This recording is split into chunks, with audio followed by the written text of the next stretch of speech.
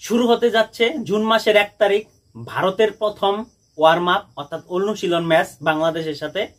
আর বাংলাদেশের দ্বিতীয়তম অনুশীলন ম্যাচ হইতো, কিন্তু যে ইউএস এর সাথে ম্যাচটা ছিল বাংলাদেশে, সেই ম্যাচটা ক্যান্সেল হয়ে গেছে।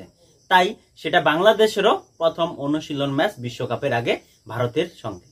তো দুইজন যে অনুশীলন ম্যাচ খেলবো তাদের প্রথম ভারত কিন্তু আইপিএল এর পরে কোনো টি-20 সিরিজ খেলে নাই। লাস্ট টি-20 সিরিজ খেলছিল আফগানিস্তানের সাথে।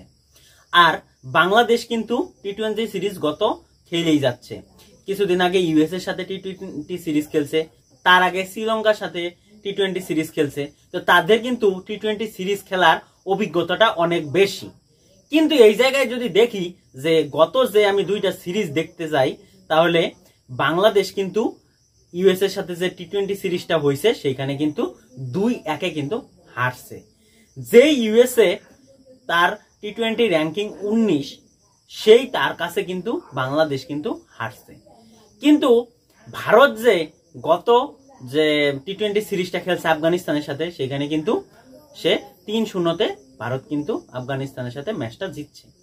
তাহলে দুইজনে যদি আমি কম্পেয়ার করবা যাই, তাহলে কিন্তু ভারত কিন্তু অনেকটাই আগাইয়া।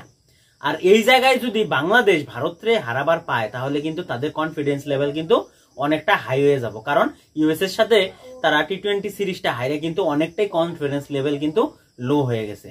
সেই জায়গা থেকে ভারতের সাথে যদি এই টি-20 ম্যাচটা জিতে, অনুশীলন ম্যাচ হলেও তাদের কিন্তু মনোবল কিন্তু অনেকটাই হাই হয়ে থাকবো।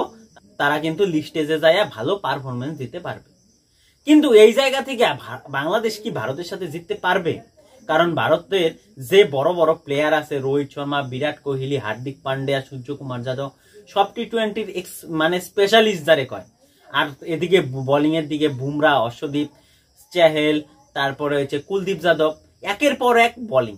তো এই জায়গা থেকে লিটন দাস, শান্ত, তারপরে হচ্ছে সাকিবুল হাসান, তারপরে হচ্ছে তোমাদের মাহমুদুল্লাহ রাকি, এই ভারতের এই যে স্ট্রং দিকটা আছে, এই দিককে টেক্কা দিয়ে তাদেরকে জিতাতে পারবে? সেটাই হচ্ছে দেখার বিষয়। তোমরা সেটাকেও অবশ্যই কমেন্ট করে জানাও। আর যদি ভালো লাগে অবশ্যই লাইক আর শেয়ার করো, আর নতুন হলে ফলো আর সাবস্ক্রাইব করে দাও। ধন্যবাদ।